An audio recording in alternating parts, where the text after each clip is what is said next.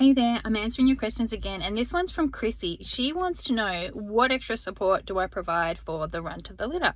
To start with, I don't have any runts. I do have small kittens, yes, but I don't like the term runt. I don't like it. It implies that kitten there's something wrong with it and it's not as good as the other kittens. So you will never hear me use that term. I always just small kitten, or one that's not as big, or one that needs to catch up, or whatever. And what I will tell you is, this is what I get. I get this question a lot. And what people think is that kitten's smaller, or maybe that kitten's had an illness and it's smaller than its siblings. And it's not as fat as its siblings, and it needs to catch up to its siblings. So I'm going to stuff as much stuff into it as I can and try and get it to catch up. And that is not how it works. That is a recipe for diarrhea. Literally. Little kittens, small kittens, sometimes they're just born that way. And you think about it, cats only take 65 days to make kittens. And during the mating time that they have, we might put them together for 3 days, maybe 4 days.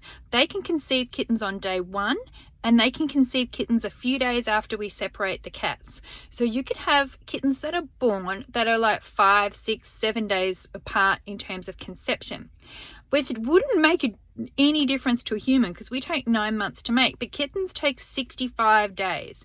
That is a considerable percentage of its growth time in the uterus. So they're born a little bit behind the other ones in the first place. And then for whatever reasons, sometimes they're just small. And I can think of a little girl I had born, and she was born and she had, and also in my breed, British Shorthairs, the girls are generally smaller than the boys. So even from when they're born sometimes. So she had 3 big bruising brothers. They were big, beefy babies, and she was tiny and she had less fur than them. And I was like, when I remembered taking mum out of the pen, and just as I went to go and get mum out of the pen, dad jumped on and said, let's just say goodbye nicely. And I think that kitten was conceived maybe even a few days after I took her out. So that kitten was behind the other ones in terms of hair, in terms of size, in terms of everything. She was scrappy as, and I just let her be. And so for new breeders, we would go, oh my God, she's small. I've got to do something to make her bigger. I've got to work on her. I've got to give her extra. I did not. I just let her be, and she was eating well. She was behaving as I expected. She was active. She was good.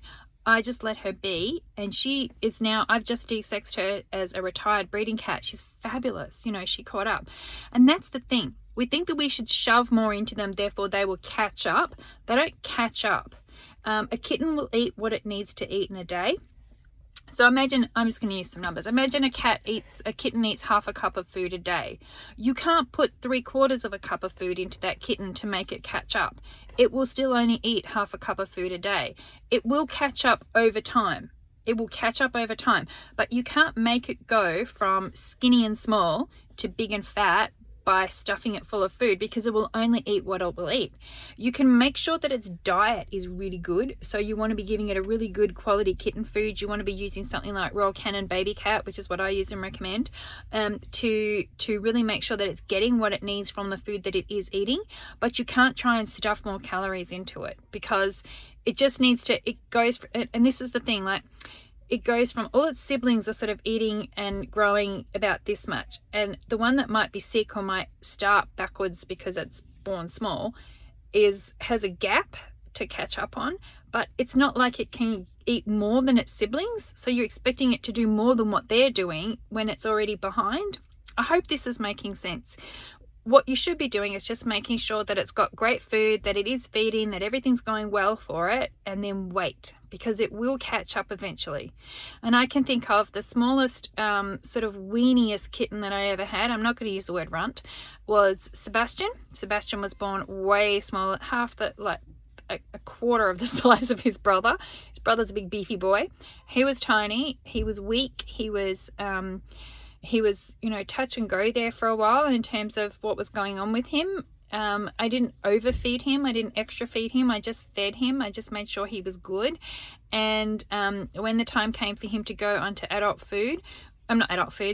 food, solid food, we just made sure he was definitely eating and presenting him with food and making sure that he was consuming food. And then I waited, and now he's fine. He's still smaller in size than his brother, and he always will be, but he is great. I show him, he's a great cat. So I don't use the word runt. I don't overstuff them with anything, but I make sure what they are getting and consuming is the right amount for them, the same amount as their siblings, good quality food, and eventually they will catch up. I'm not talking about sick kittens where you've got to feed them because they're not eating and they're not thriving. I'm talking about just the small ones that are a little bit weeny compared to the others. They will catch up and they'll just do it in their own time. Okay, hopefully that was helpful.